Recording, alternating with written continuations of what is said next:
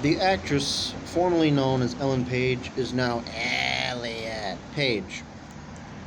This is a very big and important news phenomenon, apparently. I don't care, or at least I don't think people should care as much as they do. Uh, just there seems to be this whole obsession with people coming out as transgender rather than actually trying to get to the bottom of transgender issues. Uh, I don't really understand it. The whole trans thing itself, I don't really understand, to be honest. I've done a lot of research over the few years since it's become a phenomenon. It's been more prevalent, and every time I go in trying to understand it, I come out understanding it less.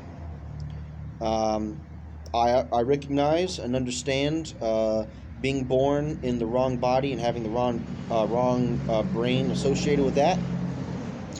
What I don't get is how you can go your entire life being one thing and then just randomly all of a sudden perceiving that you're not that said thing and that you're another thing. And then, of course, the argument to that is, oh, well, they were always a man. To which I say, no, that's absurd. Uh, Elliott Page did not play in Juno. She did not play Kitty Pryde in the X-Men. Kitty Pryde is a girl. The actress who played Kitty Pryde was a girl, Ellen Page. Ellen Page, to this day, is still a girl. Now, she has the money. She has the money to go through transitional therapy and try to present herself as male, which is the most that they can hope for at this point in time, because we can't Naruto ourselves to be a different gender at this point in time. Now, when we develop technology to be able to do that, then everything that I'm saying is null and void and doesn't mean anything. But we can't do that. We don't have that technology. You're still a girl. The main thing that confuses me is she identifies now as a man and a they. Her pronouns, by the way, fuck your pronouns. I don't care. Her pronouns now are pronouns. Her pronouns now are he and they. How can you be a he and a they? That's where it loses me. That's what I don't understand. Wouldn't it be he him? But also, if it was he him, wouldn't she now be a straight white male? And I thought straight white men were like devils or some shit, which means I'm the devil, which of course I never denied. But it just and I know her wife is like okay with it, or at least she's saying that she is. But her wife's a lesbian, and her wife's okay with it because of the fact her wife, Elliott Page's wife, is ultimately going to have the same human being. The only difference now is that her wife is going to identify as a man, whereas nothing else is actually going to change. She's still attracted to her, and she's still going to have lesbian sex with her, because Ellen Page is not a man. She doesn't have the biology, the physiology, the anatomy of a man. She just has decided that she perceives herself as such. I don't care what you perceive yourself as. This is one of those issues where, in any other circumstance, if you say something because it's in your head, we would go, now hold on, just because you perceive it that way doesn't make it so. Are we just, I mean, this is something that we really need to talk about. Are we seriously going to tell anorexic people who suffer from anorexia and bulimia, yes, honey, you are in fact overweight, you should continue to malnourish yourself, you should continue to vomit up the food that you do eat, because, your perception matters. It matters. Are we seriously going to tell people who have dissociative identity disorder, also known as multiple personality disorder, that yes, this is normal, this is okay, we don't have to do anything about it, there's no need for any kind of medicine, there's no need for anything? No. There's no scientificness behind it? No. There's nothing neurological behind it. Are we really going to do that? How is that healthy? How is that helpful? Transitioning should only be something done as a last resort if everything else is proven futile. There's a debate over whether trans people are always trans people, in which case it wasn't a choice for them to become trans, and it wasn't a choice for them what their gender was. They were always that way, much like a gay person was always gay, they didn't choose to be gay. Or if someone can develop gender dysphoria and become transgender. Now, if that's the case, if you can develop it, you can undevelop it, meaning putting someone through all of this therapy and transitionary surgery and alterations is unnecessary. If it can be developed, it can be undeveloped. But if it wasn't a choice because they were always trans, well, then the whole idea of them being able to choose their gender, just that no longer becomes an issue. That's no longer an argument that can be made. So ultimately, this whole thing doesn't make sense. Don't bring intersex people into this. They're not transgender. Their issue is not that they have a problem in here. Their issue is that they have a problem here. They have a physiological issue. They have a deformity.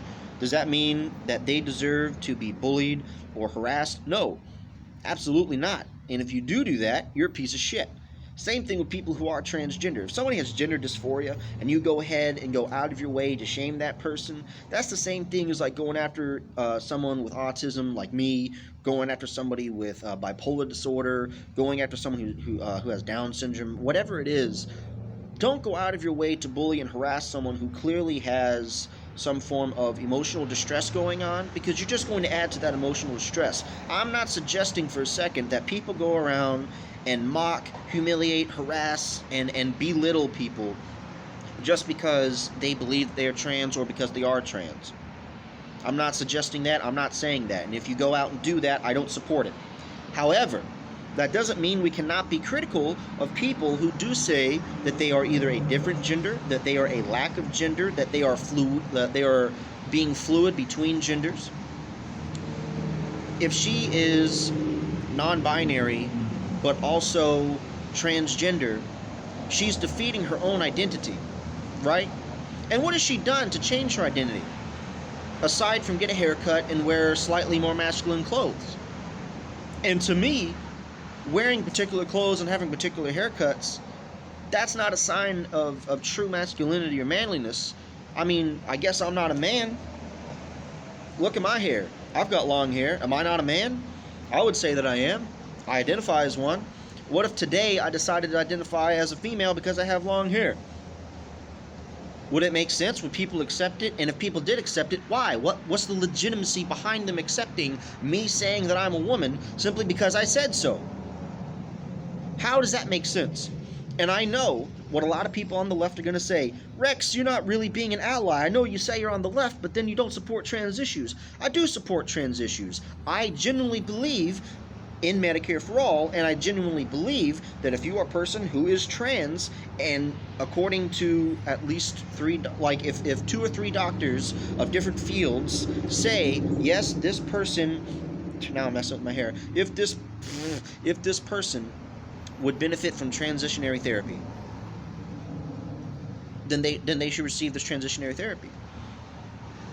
If their personal psychologist says it, if another psychologist says it, and if like a third doctor that they haven't seen yet, who's maybe like a biologist or just another doctor who deals with these kind of issues, someone who's not like just pro-transition, if they all agree that transitioning is going to ease their issues, then okay then. They should be able to transition. They shouldn't have to worry about payment.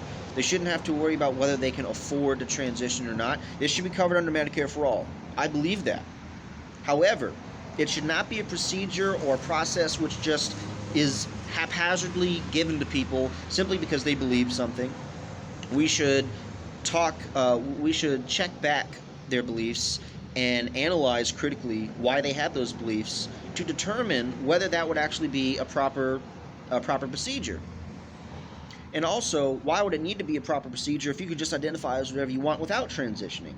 And ultimately, that's what she's saying as a they, is I don't know if she's going to transition or not. If she transitions, because she has the money to do so, if she does transition, I'll shut up.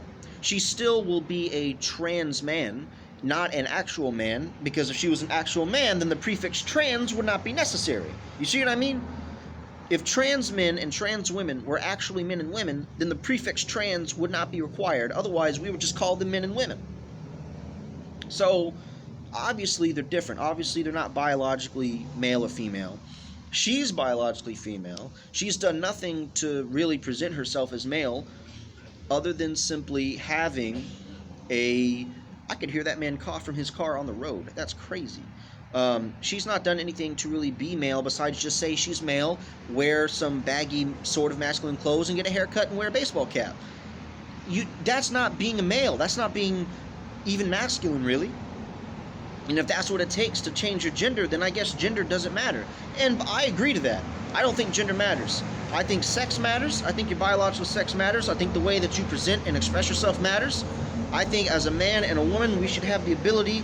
I'm not a man and a woman, I'm just a man, but I'm just saying as men and women of the human species, we have the capacity to express ourselves in a wide variety of ways, and as men and women, we should be able to do so without changing our gender. Because gender isn't the issue. Your gender identity isn't actually the issue that we should be fighting for. It's freedom of expression. It's our ability to express ourselves both outwardly and personality-wise with certain traits. What happened to tomboys? Tomboys nowadays are either one of two things. They're non-binary or they're lesbians. I remember when tomboys, who I used to be really attracted to, and nowadays I've kind of been turned off by it, but still, I still go towards more tomboyish type girls. That's not a problem. A girl who's even like a butch lesbian, she's masculine as hell. But so what? She's still a woman, and she should be proud of that. She should be proud of being a woman, or maybe she shouldn't be proud of being a woman. I don't really think that there's anything to be proud of something you can't really change, and I guess that's the point.